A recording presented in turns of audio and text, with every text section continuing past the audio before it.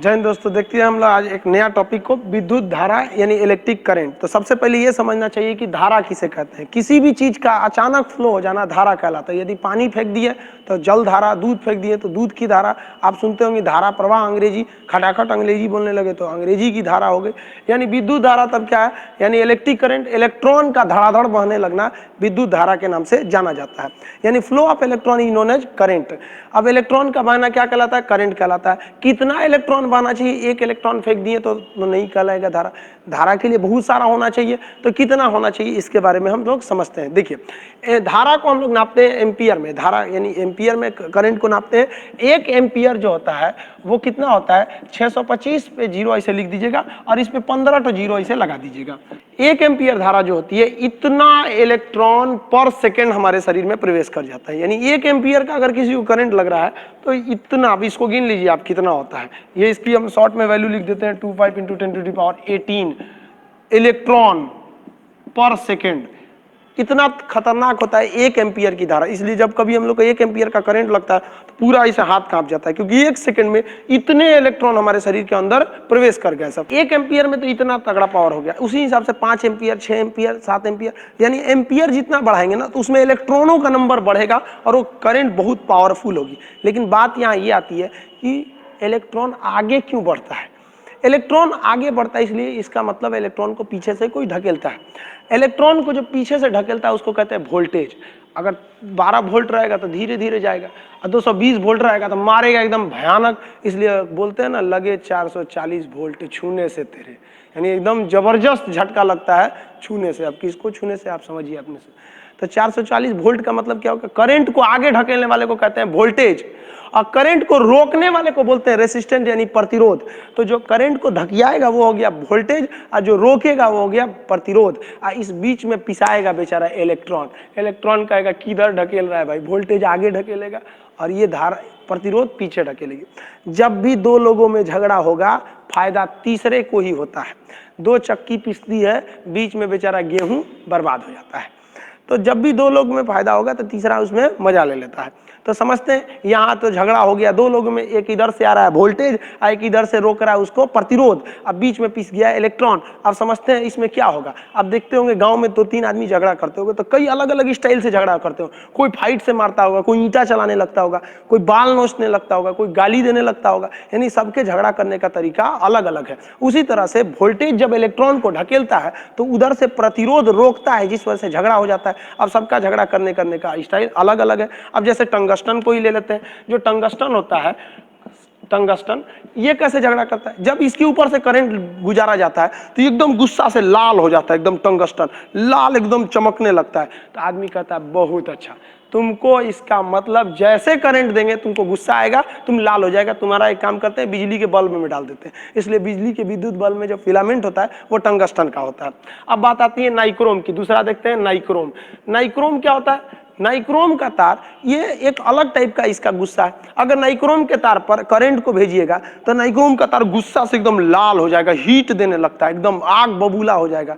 इसलिए जब कभी भी गर्मी की जरूरत होती है तो हम लोग नाइक्रोम का यूज कर देते हैं। जैसे हीटर में, प्रेस में, तो बाबू झगड़ा कर, वोल्टेज से झगड़ा कर कि फायदा दूसरे को होगा। थोड़ा वोल्टेज कम रहेगा तो बल्ब वही से जलता है, झगड़े नहीं हो रहा है तो मजा किसको आएगा। तो ये हो गया नाइक्रोम का तार हो गया। अब जैसे आप ले लेते हैं कॉपर का तार, कॉपर यानी सीयू, कॉपर का तार ले लेते हैं। कॉपर की खासियत क्या होती है, अगर इस पे से करंट ले जाइएगा तो इसमें भी प्रतिरोध है, ये भी झगड़ा करेगा विभव से, वोल्टेज से, कि नहीं जाने देंगे, वोल्टेज कहता है जाएंगे।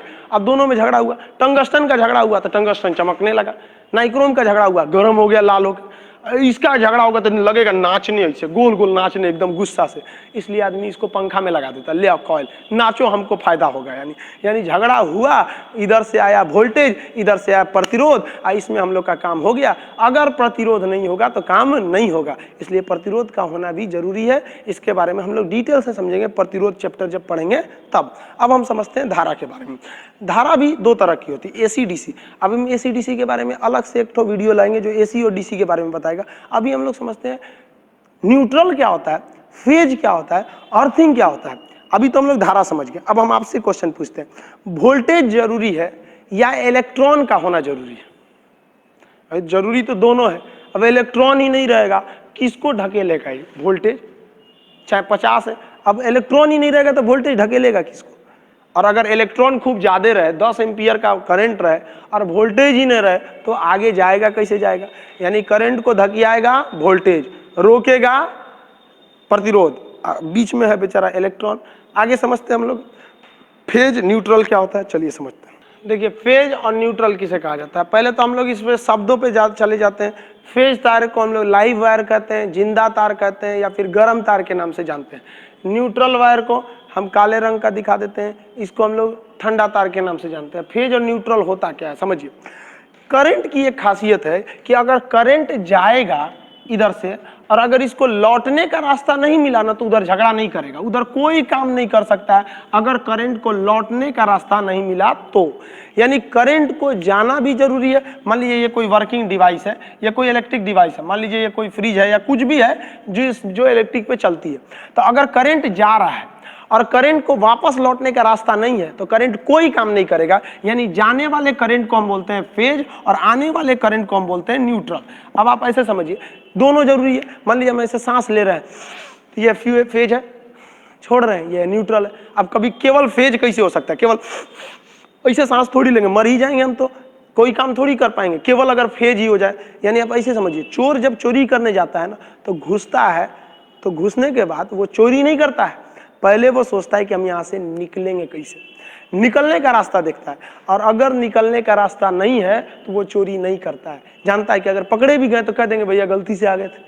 इसलिए सबसे पहला चाहिए उसको निकलने का रास्ता। तो करंट के जाने वाले रास्ते को कहते हैं फेज और आने वाले को कहते हैं न्यूट्रल। इसलिए कभी भी करंट में देखेंगे तो दो ठो सप्लाई दी जाती है तार की, एक फेज और एक न्यूट्रल के लिए। एक से करंट जाता है, एक से करंट आता है। केवल फेज रहेगा तो करंट कुछ नहीं कर सकता है। इसलिए आप देखते होंगे बिजली के तार पर कभी कभी कौवा या पक्षी आराम से इसे बैठ जाते हैं, कुछ नहीं होता है इन पक्षियों को, यहाँ पर कुछ भी नहीं होता है। क्यों नहीं होता है? क्योंकि ये तो बैठा है फेज वाले पे, फेज में केवल करंट जा रहा है, इसमें आने का रास्ता नहीं है, तो करंट इनको कुछ नहीं करेगा। कौवा को कुछ भी नहीं होता है बिजली के खंभे पर, लेकिन कभी गलती से कौवा इस पर इधर उधर चक्कर पकड़ किया और इसका ये पंख नीचे वाले न्यूट्रल पे टच किया कि इस पे तो करंट गया था, लौटने का रास्ता मिल गया, मारेगा कौवा को, तुरंत मर जाएगा। तो कभी कभी पोल पे कौवा मर भी जाता है। तो हमको समझ में आ गया आप लोग को कि जिससे करंट जाएगा उसे कहते हैं फेज, आएगा उसे कहते हैं न्यूट्रल। देखिए फेज के लिए लाल रंग का तार दिया जाता है शायद, ताकि आपको अच्छे से समझ में आए। न्यूट्रल के लिए कोई लोग नीला दे देते हैं, पीला दे देते हैं, काला दे देते हैं। न्यूट्रल के लिए ज्यादातर काला ही दिया जाता है, जबकि फेज के लिए लाल दिया जाता है, ताकि बिजली मिस्त्री को समझने में किसी भी प्रकार की परेशानी नहीं आए। तो फेज हो गया, न्यूट्रल हो गया। अब हम समझते हैं कि अर्थिंग क्या चीज होता है। अर्थिंग वायर के बारे में हम लोग डिटेल से समझते हैं। अर्थिंग वायर हमेशा ग्रीन कलर का होता है और इसे किसी भी प्लग सॉकेट में सबसे ऊपर दिया जाता है और ये सबसे मोटा और सबसे बड़ा होता है। क्यों होता है समझिए, इसमें से फेज जा रहा है, लौट के आ रहा है न्यूट्रल। अगर गलती से फेज और न्यूट्रल के बीच में कहीं पर कहीं लीकेज या कटा पीटा हो जाए, मशीन थोड़ा कट जाए, तो फेज का रास्ता यहाँ से भी टच कर सकता है, फेज यहाँ से भी टच कर सकता है और हम इस मशीन को छुएंगे तो हम बन जाएंगे न्यूट्रल, क्योंकि फेज आया है इस मशीन में और फेज यहाँ से जा रहा है न्यूट्रल से, किंतु यहाँ पे क्या है, लीकेज है। इसलिए जब हम कभी इस मशीन को टच करेंगे तो करंट मार देगा। कभी कभी किसी मशीन को छूने पे करंट मार देता है। बिजली मिस्त्री आता है, वो करंट को ऐसे, तार को ऐसे छू लेता है, पकड़ लेता है, कहता है कि हमको मत टच करना, क्योंकि वो जानता है कि जिस तार को वो छू रहा है वो क्या है, फेज है। और फेज इसके बॉडी में, वो चप्पल उतार के चप्पल पर खड़ा हो जाता है, जानता है कि न्यूट्रल तो रास्ता है ही नहीं इसको लौटने का, तो हमको करंट कैसे मारेगा। लेकिन अगर आप उसको टच कर जाते हैं तो वो होता फेज और आप बन जाएंगे न्यूट्रल। अब आपको भी मारेगा, उसको भी मारेगा। सेम कंडीशन यहाँ पे भी होता है। क्या होता है कि मान लीजिए यहाँ से फेज गया और ये रास्ते से लौट रहा था, यानी ये न्यूट्रल था, लेकिन यहाँ कहीं लीकेज के कारण ये बॉडी से टच हो गया, ये मशीन यानी फ्रिज है। तो अब क्या होगा, अगर हम फ्रिज को ऐसे टच करेंगे तो इसमें फेज पहले से था, अब हमको टच किया था, फेज आ गया हमारे शरीर में और जूते के रास्ते, पैर के रास्ते वो जमीन में चला गया, यानी वो न्यूट्रल हो गया, हमको भी मार देगा। तो एक काम किया जाता है घरों में, जहाँ से सप्लाई जाती है इसमें से एक तार को निकाल के जमीन के अंदर भेज दिया जाता है। जमीन के अंदर भेजने से क्या होता है कि यहाँ से आया फेज और जाना था न्यूट्रल का, जो एक्स्ट्रा करंट बाहर आया वो इस अर्थिंग वायर के थ्रू चला गया जमीन के अंदर। अब हम इसमें छुएंगे तो कहीं पे फेज बचा ही नहीं, जो फेज लौट रहा था न्यूट्रल वायर से लौटा, जो एक्स्ट्रा फेज था वो अर्थिंग वायर से लौट गया। इसका मतलब अर्थिंग का केवल और केवल एक ही काम है कि लीकेज के समय व्यक्ति को करंट लगने से बचा ले। अब लीकेज के समय बचाएगा, अब मान लीजिए कहीं हम प्लग लगाए हुए हैं, ये प्लग है सर, अब इसी में मान लीजिए अर्थिंग आ रहा है, इसी में फेज आया हुआ है, एक लाइन से आता है, एक स्विच के एक छेद में रहता है फेज, एक में रहता है न्यूट्रल। फेज लिख देते हैं, ये लिख देते हैं, न्यूट्रल लिख देते हैं। चलिए अब ये सॉकेट है, ये वाला एक है फेज, एक है न्यूट्रल। अब हम इसमें ऐसे खोसेंगे, मान लिया कि फेज वाला तार कहीं घिस के और इसमें बॉडी में हल्का सा टच हो गया था।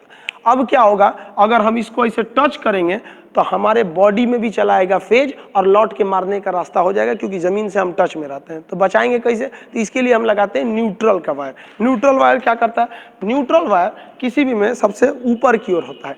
न्यूट्रल वायर, ये वायर है आपका न्यूट्रल वायर, ये ऊपर वाला बड़ा होता है, साइज में सबसे बड़ा होता है और लंबाई में भी सबसे ज्यादा लंबा होता है, मोटा भी होता है। क्यों, क्योंकि ये अर्थिंग वायर है, ये ऊपर से जुड़ा रहता है अर्थिंग से। अब अर्थिंग क्या करता है, देखिए ध्यान से, जब भी वायरिंग की जाती है तो एक फेज दिया जाता है, एक न्यूट्रल दिया जाता है और एक तार अर्थिंग दे दिया जाता है। जब कभी हम प्लग खोसते हैं तो पहले हमको अर्थिंग वाला खोसा जाता है, जितना फालतू फेज यहाँ बिखरा हुआ था वो अर्थिंग के रास्ते जमीन में चला गया, जो जरूरी फेज था वो सॉकेट में गया और जो लौटने के लिए रास्ता था वो न्यूट्रल में जाकर लौट गया। इसलिए कभी भी करंट हमको नहीं मारता है। तो ये हो गया फेज और न्यूट्रल, आने वाला फेज, जाने वाला न्यूट्रल। अब इसके बारे में हम लोग डिटेल से, कैपेसिटर क्या होता है, संधारित्र ट्रांसफार्मर, ऊंचाई ट्रांसफार्मर, एम्पलीफायर ट्रांसफार्मर और एम्पलीफायर में अंतर क्या होता है, डीसी में काम करता है कि एसी में काम करता है, डीसी जनरेटर, एसी जनरेटर, इसके बारे में हम लोग नेक्स्ट वीडियो में समझेंगे। तब तक के लिए जय हिंद।